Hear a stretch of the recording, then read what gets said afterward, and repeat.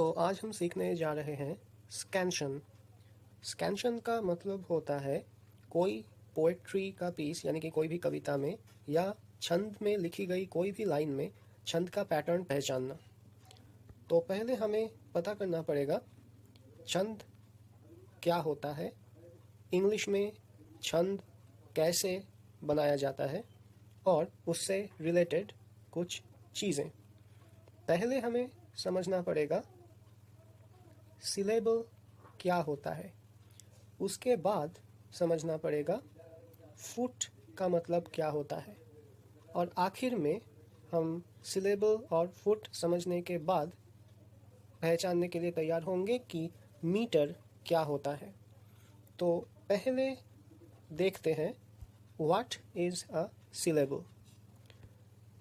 Syllable का मतलब है कोई भी वर्ड में एक साथ जितना हिस्सा, एक वर्ड का जितना हिस्सा हम प्रोनाउंस कर सकते हैं उसको बोला जाता है सिलेबल। जैसे कि अंडर, इस वर्ड में अन एक बार और डर बार बोला जाता है, यानी कि एक बार कोशिश करने से अन और एक बार और कोशिश करने से डर, ऐसा बोला जाता है। तो हम बोल सकते हैं कि अंडर शब्द में दो दो सिलेबल है, एक है अन और एक है डर। तो ये हो गया एक बाईसिलेबिक वर्ड। वैसे ही सपोज एक वर्ड है बटरफ्लाई। अब बटरफ्लाई में कितना कितना सिलेबल्स है, ब टर और फ्लाई, 3 सिलेबल्स है। तो ये हो गया एक ट्राई सिलेबिक वर्ड। फिर देखा जाए एक और वर्ड टी, एक ही बार कोशिश करने से पूरा वर्ड प्रोनाउंस हो जाता है, तो टी हो गया एक मोनोसिलेबिक वर्ड। सोचो फिर कि सस्पिशन, SUSPICION, यहाँ सस पी शन, ये 3 ठो सिलेबल हम समझ सकते हैं। तो सस्पिशन हो गया एक ट्राई सिलेबिक वर्ड। ऐसे ही सिलेबल का डिवीजन किया जाता है। तो अब देखते हैं कि सिलेबल से कैसे फुट बनता है। फुट का मतलब हमें याद रखना चाहिए, हिंदी पैर नहीं है। फुट का मतलब रादर है छंद का पद। छंद का एक एक पद को फुट बोला जाता है। ये कैसे बनता है? ये बनता है, फुट को समझने से पहले एक्चुअली हमें समझना पड़ेगा इंग्लिश का स्ट्रेस्ड और अनस्ट्रेस्ड सिलेबल का कॉन्सेप्ट। स्ट्रेस्ड और अनस्ट्रेस्ड, स्ट्रेस्ड और अनस्ट्रेस्ड का मतलब क्या है? इंग्लिश में हम इंडियन लोग जैसे प्रोनाउंस करते हैं जनरली, वैसे अंग्रेज़ या अमेरिकन लोग प्रोनाउंस नहीं करते हैं। सोचिए कि मदर ये जो वर्ड है यहाँ दोनों सिलेबल है, दो सिलेबल है, एक है म और एक है दर। लेकिन जब बोला जाएगा तो मदर पूरा एक स्ट्रेस डाल करके नहीं बोला जाता है, बोला जाता है मदर, मदर, यानी कि म इस पर बहुत ज़्यादा जोर आता है और दर पर उतना जोर नहीं आता है। म पर ज़्यादा स्ट्रेस यानी कि जोर और दर पर कम स्ट्रेस यानी कि कम जोर। तो म सिलेबल को बोला जाएगा स्ट्रेस्ड और दर को बोला जाएगा अनस्ट्रेस्ड। ऐसे ही सिर्फ मदर ही नहीं बल्कि हर इंग्लिश वर्ड का एक स्ट्रेस पैटर्न होता है।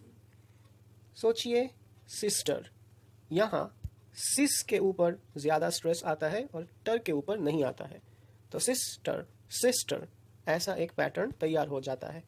लाइकवाइज ब्रदर शब्द में ब्र के ऊपर ज़्यादा स्ट्रेस और दर के ऊपर कम स्ट्रेस पड़ता है, तो ब्रदर ऐसा एक पैटर्न तैयार हो जाता है। एक लंबा वर्ड लिया जाए, सोचिए कि IMMEDIATE, इमीडिएट। इमीडिएट बोलने के वक्त आप समझ रहे होंगे इमीडिएट ऐसे 3 सिलेबल बोला जा रहा है। इमीडिएट, इमीडिएट, यानी कि पहला वाला अनस्ट्रेस्ड, तीसरा वाला भी अनस्ट्रेस्ड और बीच वाला यानी कि दूसरा वाला स्ट्रेस्ड। तो जैसे कि आप देख रहे हैं, दोनों किस्म का सिंबल इस्तेमाल किया जाता है। स्ट्रेस्ड सिलेबल दिखाने के लिए उसके ऊपर ऐसा एक दाग दिया जाता है, और जो अनस्ट्रेस्ड यानी कि धीरे बोला जाने वाला सिलेबल होता है उसको समझाने के लिए ऐसा एक मार्क दिया जाता है, ताकि पैटर्न समझने में आसानी हो जाए। अब हम वापस आते हैं फुट का कॉन्सेप्ट में। जब इंग्लिश में कोई भी कविता लिखी जाती है तो लाइन का ऐसा सिलेबल का विन्यास किया जाता है ताकि स्ट्रेस का कोई एक पैटर्न बार बार रिपीट होता जाए। जैसे कि देखिए, यहाँ एक स्ट्रेस का पैटर्न दिखाया गया है, जहाँ हर 2 अनस्ट्रेस्ड सिलेबल के बाद एक स्ट्रेस्ड सिलेबल आ रहा है, उसके बाद फिर से 2 अनस्ट्रेस्ड सिलेबल और फिर एक स्ट्रेस्ड सिलेबल आ रहा है। तो ये हुआ एक कविता का पॉसिबल लाइन, और इसमें जो स्ट्रेस पैटर्न बार बार रिपीट हो रहा है उस स्ट्रेस पैटर्न को एक एक यूनिट समझ करके एक एक फुट बोला जाएगा। यूनिट यानी कि फुट बोला जाएगा। तो इस लाइन में यूनिट कहाँ कहाँ है? इस लाइन में ऑब्वियसली यूनिट है 2 ठो अनस्ट्रेस्ड और 1 ठो स्ट्रेस्ड सिलेबल का यूनिट। तो पहले से लाइन के शुरुआत से यहाँ तक हो गया एक, यहाँ तक हो गया एक और, यहाँ तक हो गया एक और यहाँ तक हो गया एक और। 4 ठो यूनिट आप सबको समझ में आ रहा होगा इस लाइन पर है। तो एक एक यूनिट को हम कहेंगे एक एक फुट। तो ये जो स्ट्रेस पैटर्न दिया गया है यहाँ 4 फुट है, ठीक है। एक्चुअली अगर हम कोई उदाहरण ले लें तो बेहतर होगा। जैसे कि सोचिए, twinkle twinkle little star, twinkle twinkle little star. इस लाइन में देखिए 1 2 ट्विंकल, फिर से ट्विंकल, फिर लिटिल और स्टार, यानी कि 7 गो सिलेबल है। यहाँ हम कैसे बोलने के वक्त कैसे बोलेंगे? Twinkle twinkle little star, twinkle twinkle little star, twinkle twinkle little star. ये हो गया हमारा पैटर्न। तो यहाँ एक एक यूनिट हम कहाँ कहाँ तोड़ सकते हैं? ट्विंकल ट्विंकल लिटिल और स्टार। ये जो स्टार रह गया ये अकेला सिलेबल रह गया, यानी कि इसका कोई जोड़ी नहीं मिली, इसकी कोई जोड़ी नहीं मिली। तो पहले ये तीनों को एक एक कंप्लीट फुट बोला जाएगा, और ये जो अकेला स्ट्रेस्ड सिलेबल रह गया इसको बोला जाएगा कैटालेक्टिक, इसको बोला जाएगा कैटालेक्टिक। ये हो गया जो अकेला स्ट्रेस्ड सिलेबल है उसको कैटालेक्टिक बोला जाता है। और अगर कोई अकेला अनस्ट्रेस्ड सिलेबल लाइन के लास्ट में रह जाए तो उसको बोला जाएगा हाइपरमेट्रिकल, हाइपरमेट्रिकल। ये हो जाएगा क्या? अकेला अनस्ट्रेस्ड सिलेबल। जो भी हो, तो पुराना जो हम देखे twinkle twinkle little star line में, इस twinkle twinkle little star line में 3 गो पूरा पूरा सिलेबल भी तो है, 3 गो पूरा पूरा फुट भी तो है। ये 3 गो पूरा पूरा फुट को हम कैसे, ये 3 गो पूरा पूरा जो फुट है ये एक पैटर्न फॉलो कर रहा है, तो इसको हम बोलेंगे ट्रोकी, TROCHEE, ट्रोकी। तो एक फुट जहाँ एक स्ट्रेस्ड सिलेबल के बाद एक अनस्ट्रेस्ड सिलेबल आता है उसको बोला जाता है ट्रोकी। अगर इसका उल्टा हो जाए, यानी कि दोनों सिलेबल से ही एक फुट बने मगर पहले पहले अनस्ट्रेस्ड और उसके बाद स्ट्रेस्ड सिलेबल हो जाए, तो उसको हम बोलेंगे IAMB, आयम, टिटम। यहाँ ये बात हम मेंशन करें तो अच्छा है कि जल्दी से स्कैन करने के वक्त अनस्ट्रेस्ड सिलेबल को अनस्ट्रेस्ड सिलेबल को T और स्ट्रेस्ड सिलेबल को टम बोला जाता है। यानी कि जो हमारा ट्विंकल ट्विंकल लिटिल स्टार वाला पैटर्न आया है उसको हम टम टी टम टी टम टी टम ऐसे बोल सकते हैं और बोलते भी हैं।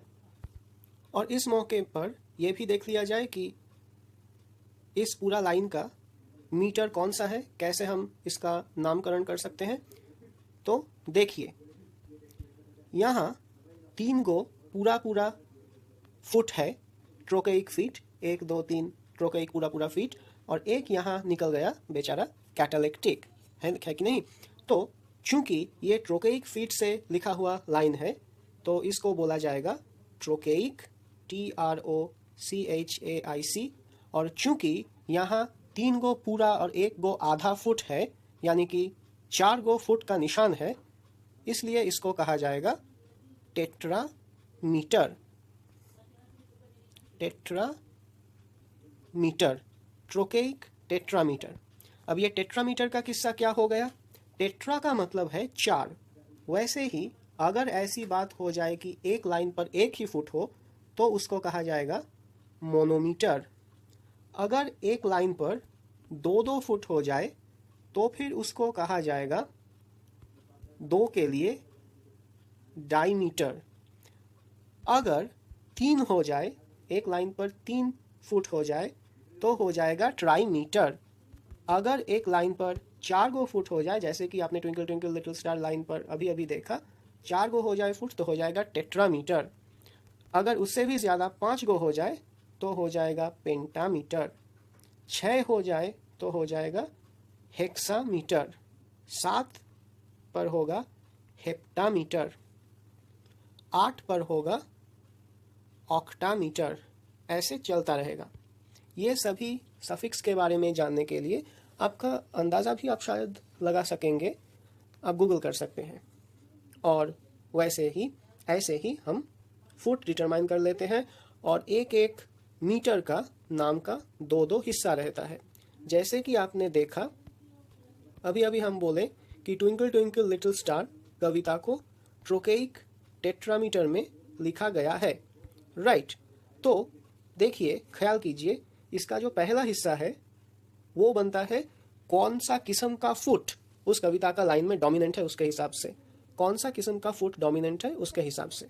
और दूसरा जो हिस्सा है नाम का, वह दिखाता है कि कितने संख्यक कितना संख्यक फुट है उस कविता का एक लाइन में। ट्विंकल ट्विंकल लिटिल स्टार जो लाइन है, चलिए फिर से एक बार देख लिया जाए। ट्विंकल ट्विंकल लिटिल स्टार जो लाइन है, उस लाइन में प्रिडोमिनेंट फुट है ट्रोकी। ये सारे फुट ट्रोकी है, इसलिए इसका नाम हो गया ट्रोकेइक। और चूंकि यहाँ 3 पूरा और 1 आधा यानी कि 4 ठो फुट है, इसलिए इसका नाम दिया गया टेट्रामीटर। तो ट्रोकेइक इसलिए कि ट्रोकेइक फुट डोमिनेंट है, और टेट्रा इसलिए कि 4 गो फुट एक एक लाइन में है। ऐसे ही हो गया ट्रोकेइक टेट्रामीटर। अब अगर हो जाए कोई आयम्बिक फीट में लिखा गया,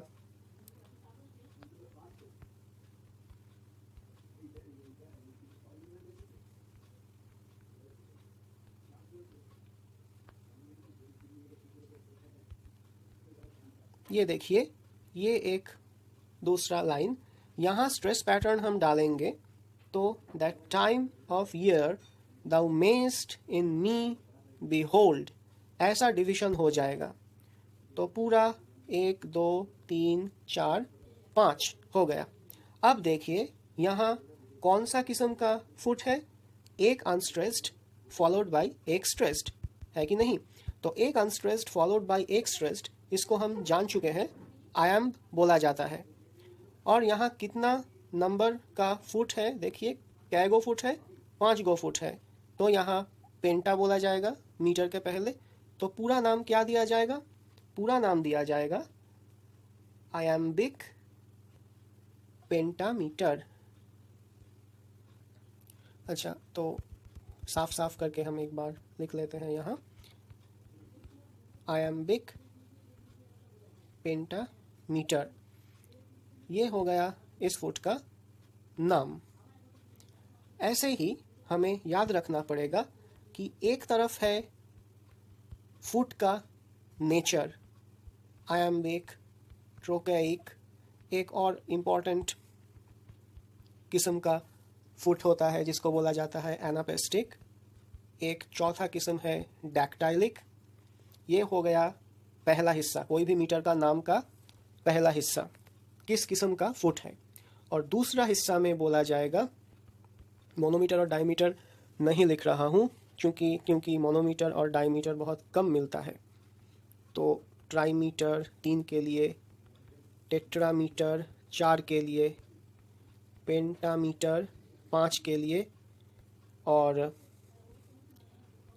हेक्सामीटर 6 के लिए, हेप्टा या सेप्टामीटर 7 के लिए, ऑक्टामीटर 8 के लिए, ऐसा होता है।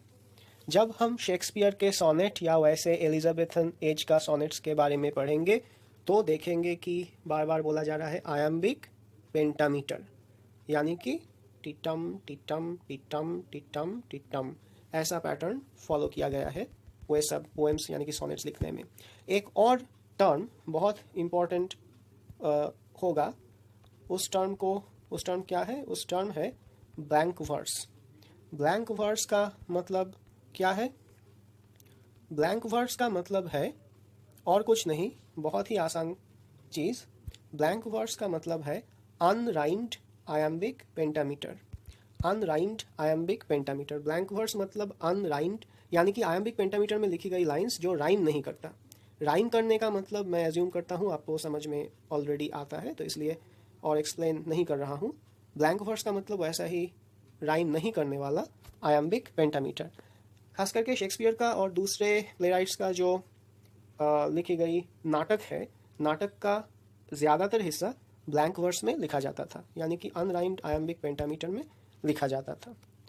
तो यहाँ तक जो कुछ भी कहा गया वो हमारे पर्पस के लिए काफ़ी है और उम्मीद है कि आप समझ चुके होंगे। Thank you.